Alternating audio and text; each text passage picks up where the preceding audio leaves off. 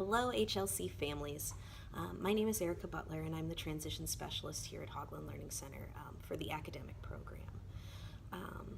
My role here is to help you and your student get prepared for life after high school, whatever that might mean for each individual student, whether it's post-secondary education, employment, independent living, all that good stuff.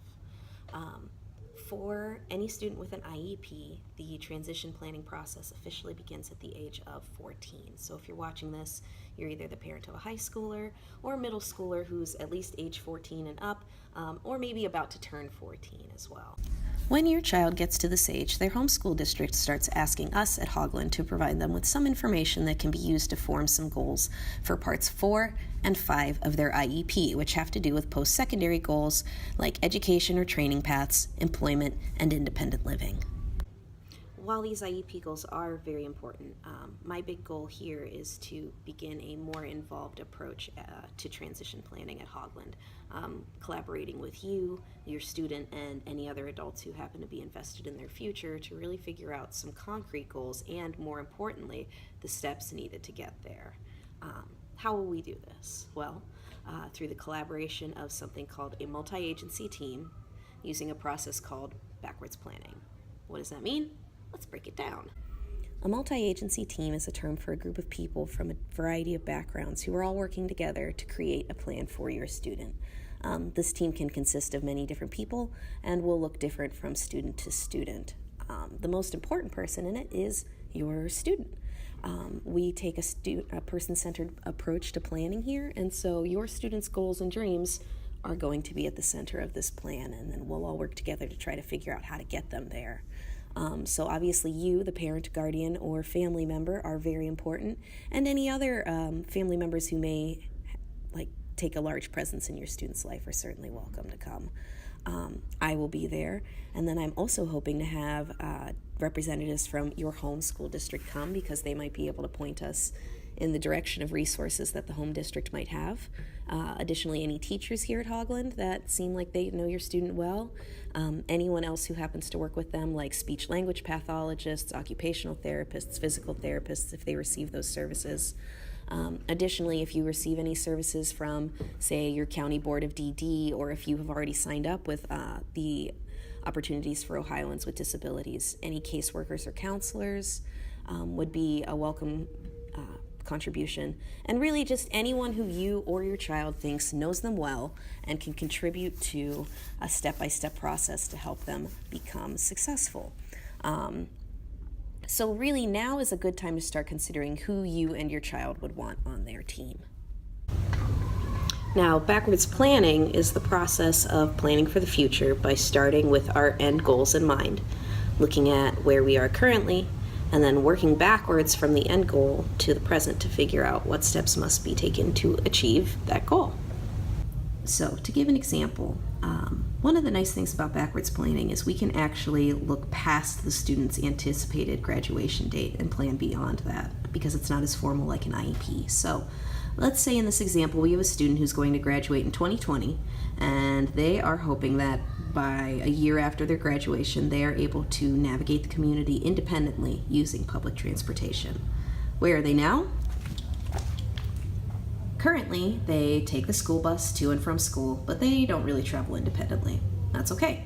So, again with our goal in mind, navigating the community independently using public transportation. Well, maybe the year before that, we look into having the student take the CODA travel training program so they can learn all about how to read schedules and how to get on and off bus stops and even figure out routes that might be specific to them.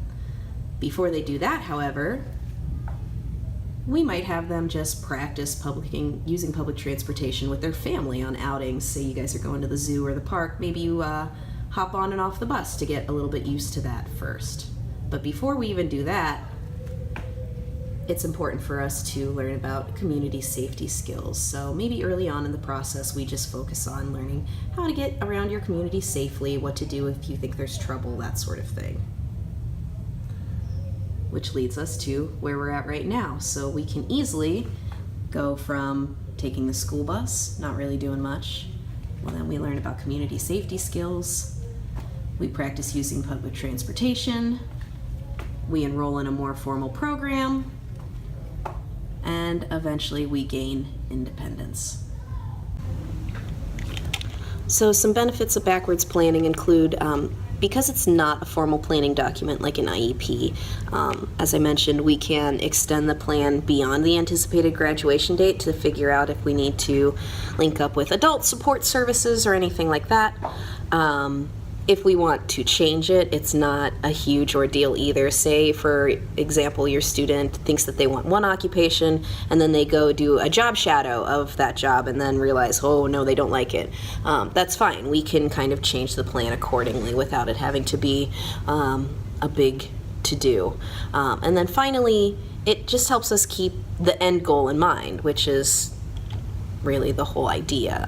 If you think about, like, with a house, you wouldn't go to a hardware store and just ask for a whole bunch of wooden nails and say, I'm building a house, but I'm not going to figure it out as I go.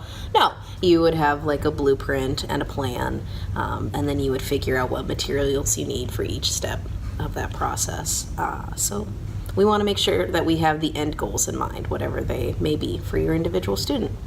Before we begin this planning process, I need to get some basic information about your students' PINs, which means preferences, interests, needs, and strengths.